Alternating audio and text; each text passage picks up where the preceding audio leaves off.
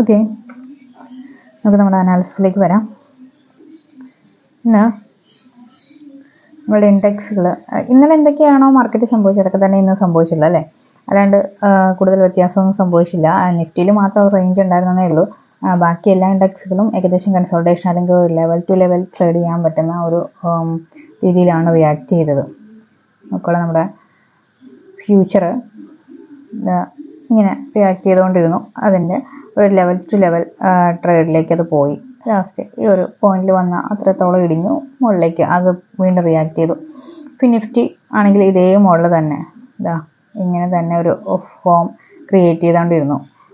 തന്ന ലെവൽസൊക്കെ തന്നെ ടച്ച് ചെയ്തുവെങ്കിൽ ഈ കൺസോൾട്ടേഷനിൽ നമുക്ക് വലിയ പ്രോഫിറ്റബിൾ ആകാൻ പറ്റില്ല, ലോസിലേക്ക് പോകുമെന്നുള്ളതാണ് അതിൻ്റെ ഒരു പ്രത്യേകത. നിഫ്റ്റിയും ബാങ്ക് നിഫ്റ്റിയാണ് ഇന്ന് നമുക്ക് കൂടുതൽ ശ്രദ്ധിക്കേണ്ടത്. കാരണം ചില ദിവസങ്ങളിൽ നിഫ്റ്റി പോസിറ്റീവ് ആകുകയും ബാങ്ക് നിഫ്റ്റി നെഗറ്റീവ് ആകുകയും, അല്ലെങ്കിൽ ബാങ്ക് നിഫ്റ്റി പോസിറ്റീവ് ആകുകയും നിഫ്റ്റി നെഗറ്റീവ് ആകുകയും ചെയ്യുന്ന ഒരു സിറ്റുവേഷൻസ് ഉണ്ടാകും. അതായത് ഓപ്പോസിറ്റ് ആയിട്ട് റിയാക്ട് ചെയ്യുന്ന ഒരു സാഹചര്യം. അങ്ങനത്തെ സാഹചര്യമാണ് ഇന്നുണ്ടായത്. ബാങ്ക് നിഫ്റ്റി ഒറ്റ ബുള്ളിഷ് ക്യാൻഡിൽ കൊടുത്തു, നമ്മുടെ ബോർഡ് ലൈൻ ക്രോസ് ചെയ്തു. പിന്നെ അവിടെ തന്നെ ഒരു കൺസോൾട്ടേഷൻ ആണ് കൊടുത്തത്. എൻ്റെ ഒരു റിയാക്ഷൻ കാണുമ്പോൾ നമ്മൾ മുകളിലത്തെ നമ്മളുടെ ക്രോസിംഗ് ലെവൽസിലേക്ക് എത്തുമെന്ന് നമ്മൾ പേടിക്കാം. കാരണം പക്ഷേ നിഫ്റ്റി അതുപോലെ തന്നെയാണ് നിഫ്റ്റി റിയാക്ട് ചെയ്തുകൊണ്ട് നിഫ്റ്റി താഴേക്ക് ക്രോസ് ചെയ്ത് കൺസോൾട്ടേറ്റ് ചെയ്തു. ആ സമയത്ത് നമ്മൾ പ്രതീക്ഷിക്കുന്ന വീണ്ടും അത് ബ്രേക്ക് ചെയ്യുന്ന താഴത്തേക്ക്, ഇവിടെ ഒരു ബ്രേക്ക് ഈ എത്തിയപ്പോഴത്തേക്ക് നമ്മൾ വിചാരിക്കുകയാണ് അതിൻ്റെ താഴത്തെ ക്രോസിംഗ് ലെവൽസിലേക്ക് വരും. അതേസമയം ബാങ്ക് നിഫ്റ്റി ആണെങ്കിൽ മുകളിലേക്ക് ബ്രേക്ക് ചെയ്യാനായിട്ട് നോക്കിക്കൊണ്ടിരിക്കുന്നു. അതെ, ശരിക്കും ഒരു ഓപ്പോസിറ്റ് റിയാക്ഷനാണ് രണ്ടും കാണിച്ചുകൊണ്ടിരുന്നത് അല്ലേ. ഇതേ സമയം പിന്നീട് നിഫ്റ്റി അതുപോലെ തന്നെ പ്രതീക്ഷിച്ച പോലെ തന്നെ നമ്മളുടെ ക്രോസിംഗ് ലെവൽസിലേക്ക് വന്നു നിന്നിട്ടാണ് റിജക്ട് ചെയ്തത്. നിഫ്റ്റി ഇടിയുന്നതിനനുസരിച്ചിട്ട് ഏകദേശം ചെറിയൊരു ഇടിവ് എവിടെയും കാണിക്കുന്നുണ്ട്, ബാങ്ക് നിഫ്റ്റിയിലും കാണിക്കുന്നുണ്ടെങ്കിലും ബാങ്ക് നിഫ്റ്റി ബുള്ളിഷ് തന്നെയായിരുന്നു. ഇത്രത്തോളം ഒരു റേഞ്ച് ക്രിയേറ്റ് ചെയ്തില്ല. റേഞ്ച് ക്രിയേറ്റ് ചെയ്തത് നിഫ്റ്റി തന്നെയാണ്. ഇവിടെ ഒരു കൺസൾട്ടേഷൻ നടന്നു എങ്കിലേ ഉള്ളൂ. ബാക്കി മുഴുവനും നിഫ്റ്റിയിൽ ഒരു പി ട്രേഡ് തന്നെയാണ്. അപ്പോൾ നമ്മളുടെ ഇൻഡെക്സുകൾ നമ്മൾ നോക്കിയേ, നിഫ്റ്റി ഡോട്ടർ ലൈൻസിലാണ് ഓപ്പൺ ആയത്. ദെൻ നിഫ്റ്റി ഡോട്ടർ ലൈൻസിലാണ് ഓപ്പൺ ആയേക്കുന്നത്. നമ്മളുടെ ഫ്യൂച്ചർ ബോർഡ് ലൈനിലാണ്. ദെൻ നിഫ്റ്റി ബാങ്ക് എവിടെയാണ്? ഡോട്ടർ ലൈൻസിലാണ്. അപ്പോൾ 3 ഡോട്ടർ ലൈൻസ്, ഒരെണ്ണം എവിടെയാണ് നിൽക്കുന്ന? ബോർഡ് ലൈനിലാണ്. അങ്ങനെയാണെങ്കിൽ ആ പോയിന്റ് ആക്റ്റീവ് ആണെന്നാണ്, നല്ലൊരു ബുളിഷ് മൂവ്മെന്റ് സംഭവിക്കുന്നുള്ളതാണ്. പക്ഷെ ആ ബുളിഷ് മൂവ്മെന്റ് ഒറ്റ ക്യാൻഡിൽ തന്നെ സംഭവിച്ചു. അതിനുശേഷം പിന്നെ ബുളിഷ് ആയില്ല എന്നുള്ളതാണ്. ആ ഒരു ക്യാൻഡിൽ വെച്ച് നിന്നു. കാരണം എന്താണ്? നമുക്ക് നമ്മുടെ സ്ട്രൈക്കിലേക്ക് വരാം. അപ്പോൾ ഇൻഡെക്സുകൾ നമുക്ക് സി ആണ് കാണിക്കുന്നതെങ്കിൽ നമ്മുടെ സ്ട്രൈക്കുകൾ തന്നെ കാണിക്കണം. പക്ഷെ സ്ട്രൈക്കുകളിലേക്ക് നമ്മൾ നോക്കുമ്പോൾ സി സ്ട്രൈക്ക് എടുക്കാം. നിഫ്റ്റിയുടെ തന്നെ സി സ്ട്രൈക്ക് എടുക്കുക. ഫസ്റ്റ് ക്യാൻഡിൽ തന്നെ താഴേക്ക് പോകുന്നു. ഇവിടെ നിൽക്കേണ്ട സാധനം അത് താഴത്തേക്ക് ക്രോസ് ചെയ്തു. അതിൻ്റെ മന്തെൻറ്റും ഇവിടെ എത്തിയിട്ടില്ല. ഇവിടെ എത്തിയാലേ നമുക്ക് സി ആക്റ്റീവ് ആവുള്ളൂ, ഇവിടെ എത്തുന്നുള്ളൂ. അതിൻ്റെ അർത്ഥം സി ആക്റ്റീവ് അല്ല എന്നുള്ളതാണ്. നമുക്ക് ബാങ്ക് നിഫ്റ്റിയിലേക്ക് നോക്കാം. ബാങ്ക് നിഫ്റ്റിയുടെ മന്തെൻറ്റ് എന്ന് പറയുന്നത് എന്തായി? സി എന്ന് പറഞ്ഞാൽ മുകളിലേക്ക് പോയി. അതായത് ഇവിടെ നിൽക്കണം, അല്ലെങ്കിൽ ഇവിടെ നിൽക്കണം, അല്ലെങ്കിൽ ഇവിടെ നിൽക്കണം, ഇതിൻ്റെ ഉള്ളിൽ നിൽക്കണം. അങ്ങനെയല്ല മന്തെൻറ്റ് നിന്നത് സി പൊസിഷൻ. ദെൻ നമ്മുടെ വീക്കെൻഡ് സി പൊസിഷൻ ആണെങ്കിൽ പോയി ബോർഡ് ലൈൻ ടച്ച് ചെയ്തു. അപ്പോൾ പിന്നെ തിരിച്ചാണ് കൂടുതൽ റിയാക്ട് ചെയ്യാനുള്ള സാധ്യതയില്ല. അപ്പോൾ സി പൊസിഷൻ ബാങ്ക് നിഫ്റ്റിയും കാണിക്കുന്നില്ല ഫസ്റ്റ് ക്യാൻഡിൽ. എന്നാൽ പി പൊസിഷൻ കാണിക്കുന്നുണ്ടോ എന്ന് ചോദിച്ചു കഴിഞ്ഞാൽ ബാങ്ക് നിഫ്റ്റിയുടെ പി പൊസിഷൻ താഴേക്ക് ഇടിഞ്ഞു കഴിഞ്ഞു അല്ലേ. വീക്കെൻഡ് പി താഴെ ഇവിടെ വന്ന് നിൽക്കുന്നു. വീക്കെൻഡ് പി എവിടെ നിൽക്കേണ്ടത്? ഇവിടെയാണ് നിൽക്കേണ്ടത്. മന്തെൻഡ് പി ആണെങ്കിലോ എവിടെ നിൽക്കണം? ഇവിടെ നിൽക്കണം, അല്ലെങ്കിൽ ബോർഡ് ലൈൻ നിൽക്കണം. ഇത് ഏകദേശം ബോർഡ് ലൈൻ ആണെന്നേ ഉള്ളൂ, പക്ഷേ ബോർഡ് ലൈനെ ക്രോസ് ചെയ്ത് താഴത്തേക്കാണ് കാണിക്കുന്നത്. അപ്പോൾ മന്തെൻഡ് പിയും ബാങ്ക് നിഫ്റ്റിയുടെ സിയും പിയും യാതൊരുവിധ റിയാക്ഷനും തരുന്നില്ല. അതുപോലെ തന്നെയാണ് നിഫ്റ്റിയുടെയും സിയും പിയും. നിഫ്റ്റിയുടെ പി കുറച്ചും കൂടെ റിയാക്ഷൻ തന്നിരുന്നു കേട്ടോ. കാരണം പി വരേണ്ടത് എവിടെയാണ്? ഇവിടെയാണ് വരേണ്ടത്. പക്ഷെ ഇത് നമ്മുടെ ബോർഡ് ലൈന് മുകളിലായിട്ട് സസ്റ്റെയിൻ ചെയ്യുകയാണ്. ബോർഡ് ലൈനെ ഈ മാക്സിമം ലെവൽസിനെ ക്രോസ് ചെയ്ത് മുകളിൽ തന്നെ സസ്റ്റെയിൻ ചെയ്യുന്നു. അതേസമയം നമ്മളുടെ മന്തെൻഡ് നോക്കുമ്പോഴും ബോർഡ് ലൈന് മുകളിൽ സസ്റ്റെയിൻ ചെയ്യുന്നു. അത് ഏകദേശം പി റേഞ്ച് കാണിക്കുന്നു എന്നുള്ളതാണ്. താഴേക്ക് വരാൻ ഉദ്ദേശിക്കുന്നില്ല എന്നുള്ളതാണ് കാണിക്കുന്നത്. എങ്കിലും കൺഫേംഡ് അല്ല. കൺഫേംഡ് ആണെങ്കിൽ നമ്മുടെ വീക്കെൻഡ് എവിടെയായിരിക്കണം? വീക്കെൻഡ് ഇവിടെ നിൽക്കണം. പി ആണെങ്കിൽ ഇവിടെ നിൽക്കണം. മന്തെൻഡ് പി ആണെങ്കിൽ ഇവിടെയോ അല്ലെങ്കിൽ ഇതിൻ്റെ ഉള്ളിലോ നിൽക്കണം എന്നുള്ളതാണ് നമ്മളുടെ റൂള്. പക്ഷെ അതൊന്നുമല്ല, മുകളിൽ സസ്റ്റെയിൻ ചെയ്യുന്ന സമയങ്ങളിൽ ഒറ്റ ഡയറക്ഷനിൽ പോകാനും സാധ്യതയുണ്ട്. പക്ഷേ നിഫ്റ്റി അങ്ങനെ ഒറ്റ ഡയറക്ഷൻ കാണിക്കുന്നുണ്ട് എങ്കിൽ പോലും ബാങ്ക് നിഫ്റ്റി അത് കാണിക്കുന്നില്ല. ബാങ്ക് നിഫ്റ്റി ഓപ്പോസിറ്റ് റിയാക്ഷനാണ് കാണിക്കുന്നത്. കൂടുതലും സി ട്രെൻഡാണ് കാണിച്ചുകൊണ്ടിരുന്നത്. സോ നമുക്ക് എന്ത് ചെയ്യാൻ പറ്റുന്നില്ല? അങ്ങനെ ഒരു കൺഫർമേഷനൊക്കെ എത്താൻ പറ്റാത്ത ദിവസമാണിത്. നല്ല കൺസോൾട്ടേഷൻ സംഭവിക്കാനായിട്ട് ഉണ്ടായിരുന്ന ദിവസമാണ്. അതുപോലെ തന്നെയാണ് സംഭവിച്ചത്. പക്ഷേ അവസാനം ഒരു റേഞ്ച് നമുക്ക് ക്രിയേറ്റ് ചെയ്യപ്പെട്ടിരുന്നു. കാരണം അതായത് നമ്മളുടെ സ്ട്രൈക്കുകൾ പ്രകാരം എവിടെ വരണം, നമ്മളുടെ വീക്കെൻഡ് സ്ട്രൈക്ക് ഇവിടെ വന്നാൽ മാത്രമേ നമുക്ക് അവിടെ ഒരു ഓപ്പർച്യൂണിറ്റി ഉള്ളൂ. പക്ഷെ ഇവിടെ ഒന്നും എത്തിയിട്ടില്ല. ഇത് മുകളിൽ തന്നെയാണ് സസ്റ്റെയിൻ ചെയ്യുന്നത്. പക്ഷേ നമ്മളുടെ ഈ ഒരു ഇൻഡെക്സ് ലെവൽ വെച്ചിട്ട് നമുക്ക് ഇതിനെ ഒന്ന് ഐഡന്റിഫൈ ചെയ്യാൻ കഴിയുമായിരുന്നു ഒരു ലെവൽ ഉണ്ടായിരുന്നത്. അതായത് ഈ ഒരു പൊസിഷൻ നമുക്കറിയാം, ഇത് ക്രോസ് ചെയ്ത് താഴേക്ക് പോയി കഴിഞ്ഞാൽ ഇവിടെ വന്നിട്ട് ഇവിടെയൊക്കെ കൺസോൾട്ടേഷൻ ആണ് ഞാൻ പ്രതീക്ഷിച്ചിരുന്നത്. അതങ്ങനെ ഇവിടെ വരെ വന്ന് പിന്നെ തിരിച്ചു പോയി റിയാക്ട് ചെയ്ത് തിരിച്ചു പോയപ്പോൾ വീണ്ടും നമുക്ക് താഴത്തേക്ക് പ്രതീക്ഷിക്കാം.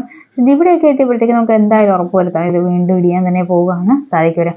അപ്പോൾ നമ്മൾ ഒരു 2.25 റേഞ്ച് ആകുമ്പോൾ, അതായത് ഈ ഒരു പൊസിഷൻ എത്തുന്ന സമയത്ത് ഈ ക്യാൻഡിൽ ലാസ്റ്റ് മൂന്നാമത്തെ ക്യാൻഡിൽ എത്തുമ്പോഴത്തേക്കും നമുക്ക് എപ്പോഴും ഒരു പൊസിഷൻ ഉള്ളതാണ്. അതായത് ഇവിടം വരെ വന്ന് നിൽക്കുന്നു അല്ലേ, ഇവിടം വരെ വന്ന് നിൽക്കുന്നു. അതിൻ്റെ അർത്ഥം ഇനിയിപ്പോൾ എന്തായാലും ഇവിടത്തേക്ക് മുട്ടാൻ പോകുന്നു എന്നുള്ളതാണ്. അപ്പോൾ എന്തായാലും ഒരു പി ആക്റ്റീവ് ആകുന്നു എന്നുള്ള ഒരു പൊസിഷൻ കൂടിയാണ്. നമ്മൾ നോക്കിക്കേ, പിയുടെ ഈ ഒരു ക്യാൻഡിൽ കണ്ടോ, പി ആ ഒരു മൂന്നാമത്തെ ക്യാൻഡിലെ പി റേഞ്ച്, അതായത് നമ്മളിവിടെ ഒരു 2 രൂപയുടെ റേഞ്ച് ആണെങ്കിൽ പോലും 6 രൂപ വരെ അത് പോയി. അതായത് എത്രയാണ്, 3x ആണ് പോയേക്കണം. 300% റിട്ടേണിലേക്ക് പോയി. അത് ഇത്രയും far out of the money എടുത്ത് കാണിക്കുന്ന ആ റേഞ്ച് കാണിക്കാൻ വേണ്ടിയാണ് 300% റിട്ടേൺ. പക്ഷേ ഇത് നമ്മൾ ഇൻ ദ മണിയിൽ നോക്കുമ്പോൾ ഇത്രയില്ല, 100% റിട്ടേൺ ആയിട്ടേ കാണിക്കത്തുള്ളൂ. അതായത് ഒരു 70 രൂപയുടെ ഒരു സ്ട്രൈക്ക് ആണെങ്കിൽ തന്നെ അത് 140 രൂപ വരെയൊക്കെ മൂവ് ചെയ്തിട്ടുണ്ട് മുകളിലേക്ക്. പക്ഷേ ഇത് far out of the money ആണ് എങ്കിൽ ലാസ്റ്റ് ടൈമിൽ നല്ലൊരു മൂവ്മെൻറ്റ് സംഭവിക്കും. അതുപോലെ തന്നെ നല്ല രീതിയിൽ ലോസ് സംഭവിക്കും. അത് കറക്റ്റ് പോയിന്റ് ആണെങ്കിൽ മാത്രമേ അത് നമുക്ക് കിട്ടുള്ളൂ. അങ്ങനെ പറഞ്ഞ ഈ ഒരു പോയിന്റിലൊക്കെ ഞാൻ എൻട്രി എടുത്തില്ല, കാരണം ഞാൻ ഇന്ന് ഫ്രീ അല്ലായിരുന്നു. അതുകൊണ്ട് തന്നെ എൻട്രി എടുത്തിട്ടില്ല. ഞാനിത് റെഫറൻസിന് വേണ്ടിയിട്ട് എടുത്തു വെച്ചതാണ്. കൂടി 2 രൂപയുടെ എൻട്രി ആണെങ്കിൽ പോലും 6 രൂപ വരെ പോയിട്ടുണ്ട്. ഞാൻ പറയുന്നത് ഈ ഒരു ഫാർ ഔട്ട് ഓഫ് മണിയിലേക്ക് എടുക്കുമ്പോൾ നമുക്ക് 100% റിട്ടേൺ പ്രതീക്ഷിക്കാം എന്നുള്ളതാണ്. അത്രമാത്രം എടുത്തിട്ട് ഇറങ്ങുക എന്നുള്ളതാണ്. ചില ദിവസങ്ങളിൽ 100% വരെ കണ്ടിട്ടുള്ളൂ. നോക്കൂ, ഇത് 100% 300 ഒന്നും അല്ല, അതിനപ്പുറത്തേക്ക് പോയിട്ടുണ്ട്. അത്രത്തോളം ഇത് ഒരു 20 സംഭവിച്ചിട്ടുണ്ടായിരുന്നു. അതിന് ശേഷമാണ് ഞാൻ 2 രൂപ മാർക്ക് ചെയ്ത് നോക്കിയിരുന്നു. 2 രൂപയുടെ റേഞ്ചിൽ ഇത് 4 രൂപയ്ക്ക് ഇത് സ്ക്വയർ ഓഫ് ചെയ്യാൻ കഴിയുമെന്ന്. പക്ഷെ ഇത് 2 രൂപയുടെ റേഞ്ചിൽ നിന്ന് പിന്നെയും കുറേ താഴേക്ക് പോയിട്ടാണ് തിരിച്ചിത്രയും എത്തിയത്. എങ്കിലും പ്രതീക്ഷിച്ച പോലെ അത് റിയാക്ട് ചെയ്തു എന്നുള്ളതാണ്. പിന്നെ നമ്മളുടെ സെൻസെക്സ് ഇതുപോലെ തന്നെ കുറേ നേരം ഈ ലെവലിൽ സസ്റ്റെയിൻ ചെയ്ത് നിന്നതിന് ശേഷമാണ് നിഫ്റ്റി ഇടിഞ്ഞതുപോലെ തന്നെ സെൻസെക്സ് ഇടിഞ്ഞിട്ടുണ്ട്. സെൻസെക്സിൻ്റെ ക്രോസിംഗ് ലെവൽ തന്നിട്ടില്ല എന്നേ ഉള്ളൂ. അത് ഇവിടം വരെ വന്നിട്ട് പിന്നെ അത് തിരിച്ചു പോയിട്ടുണ്ട്. അപ്പോൾ ഇന്ന് നല്ലൊരു റേഞ്ച് എന്ന് പറയാനായിട്ട് ആകെ പറയാനായിട്ട് ഈ ഒരു പി റേഞ്ച് മാത്രമേ ഉണ്ടായിരുന്നുള്ളൂ. അതായത് നമുക്ക് കൊടുക്കാൻ പറ്റുന്ന ഒരു പി റേഞ്ച്, നിഫ്റ്റിയിൽ പി റേഞ്ച് കാണിക്കണമെങ്കിൽ തന്നെ നമുക്ക് ഇവിടെ എത്തണമായിരുന്നു. അതായത് നിഫ്റ്റിയുടെ വീക്കെൻഡ് പി ഇവിടെ എത്തിയാലേ നമുക്ക് കൺഫേം ട്രേഡ് എന്ന് പറയാൻ പറ്റുള്ളൂ. ഇത് ഇവിടെയാണ് നിൽക്കുന്നത്. എങ്കിലും അവിടെ വെച്ച് ഈ പി റിയാക്ട് ചെയ്ത് തുടങ്ങിയിട്ടുണ്ടായിരുന്നു. ഇവിടം വരെ എത്തിക്കഴിഞ്ഞാൽ നമുക്ക് കറക്റ്റ് ഒരു പി എടുത്തോളൂ എന്ന് ഞാനൊരു വോയിസ് തന്നേനെ. ഇവിടെ എത്തിയില്ല, അത് ഇവിടെ തന്നെ നിന്ന് സസ്റ്റെയിൻ ചെയ്തു.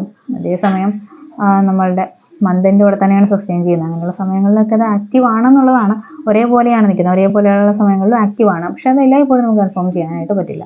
ഈ ഒരു ക്യാൻഡിലാണ് കൂടുതലും റിട്ടേൺ ആയിട്ട് മാറിയത്. ഈ ഒരു ക്യാൻഡിലാണ് പി റേഞ്ച്. ഓക്കെ, അതായത് 2:45 ടൈമിലുള്ള ക്യാൻഡിൽ, 2:45 ടൈമിലുള്ള ക്യാൻഡിൽ എപ്പോഴും ശ്രദ്ധിക്കുക. അത് എപ്പോഴും നല്ല റേഞ്ച് തരാറുണ്ട്. അതായത് നമുക്കൊരു 5 ദിവസം ട്രേഡ് ഉണ്ടെങ്കിൽ അത് 3 ദിവസമെങ്കിലും നല്ല രീതിയിൽ അത് റിയാക്ട് ചെയ്യുന്നൊരു ക്യാൻഡിലാണത്. ഞാൻ കുറേ നാളായിട്ട് റെഫർ ചെയ്തുകൊണ്ടിരിക്കുന്ന ഒരു ക്യാൻഡിലാണ്. ചില സമയത്ത് 2:30 ആയിരിക്കും. പക്ഷെ അതേസമയം നമ്മുടെ റേഞ്ച് നോക്കണം. 2:30 വന്നെങ്കിൽ ചിലപ്പോൾ 2:30 അത് ഇവിടെ എത്തിയിട്ടുണ്ടാകും. മനസ്സിലായോ? താഴത്തെ ഈ ഒരു പോയിന്റിൽ എത്തിയിട്ടുണ്ടാകും.